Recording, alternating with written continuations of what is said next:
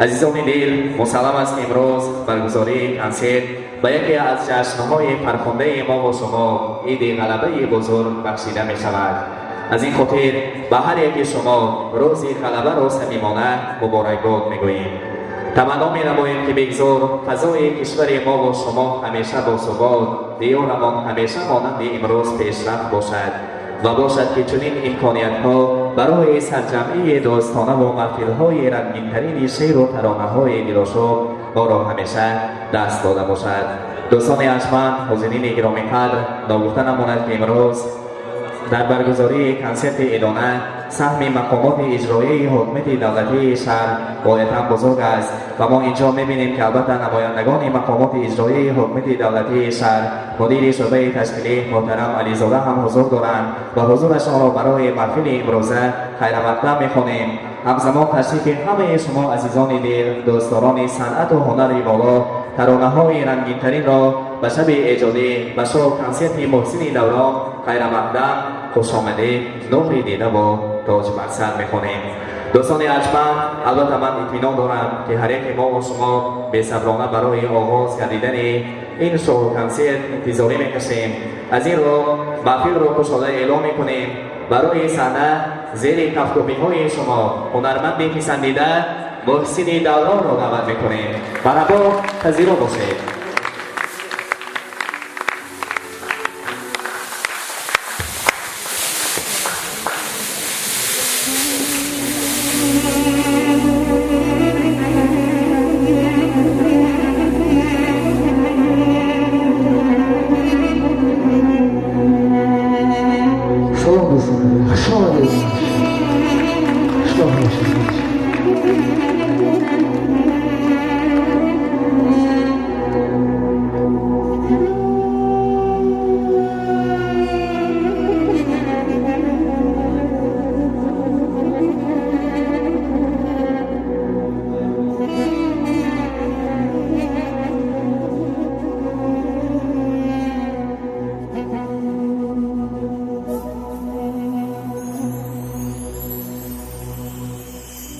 ندیدم خوشتره از نام تو الله،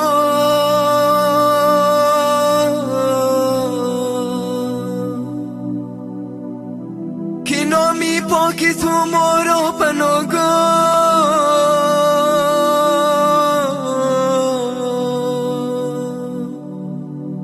خداوندا توی دانا و بینا،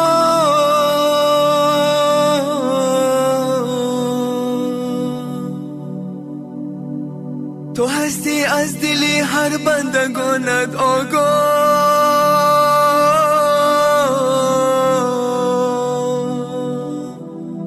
دراز کن دستی رحمت خالقی ما،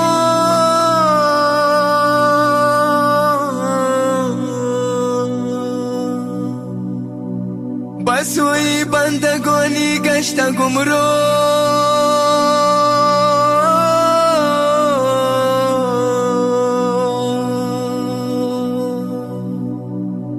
رهی تو از رهی راستی و راستا،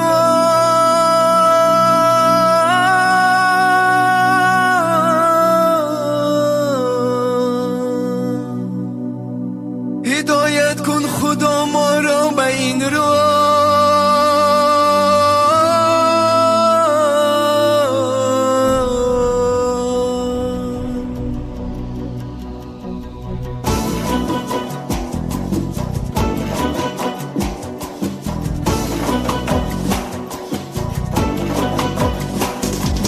ندیدیم خوشتره از نامی الله،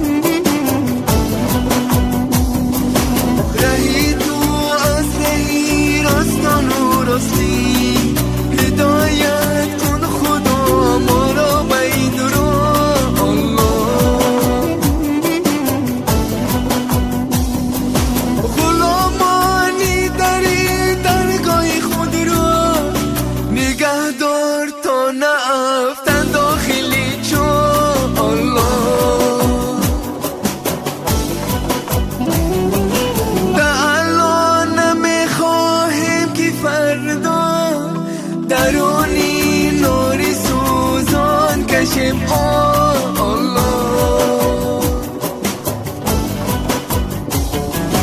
الا ای پادشاهی هر دو عالم ببخشا ما را دیدی بدادگاه الله ندیدم خوشتره از نامی الله که نامی پاک تو ما را پناهگاه الله